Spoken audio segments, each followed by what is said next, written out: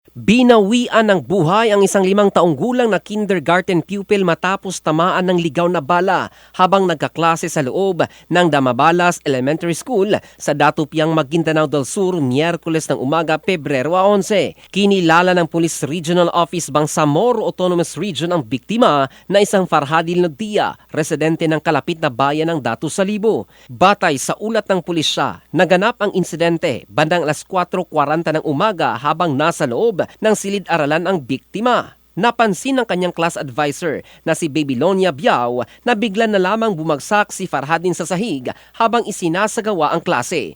Nang lapitan at suriin ang kalagayan ng bata, nadiskubre na tinamaan ito ng ligaw na bala.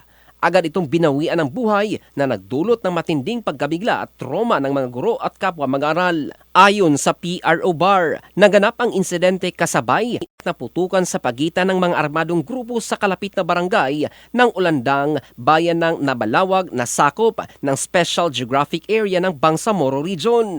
Kinuha na ng pamilya ang labi ng bata at agad na inilibing alinsunod sa paniniwalang Islam. Patuloy ang investigasyon ng mga otoridad upang matukoy kung saan nagmula ang ligaw na bala at kung sino ang posibleng responsable sa naturang trahedya. In the heart of changing lives, ito si Jofel Candado ng Brigada News Philippines, the Music and News Authority.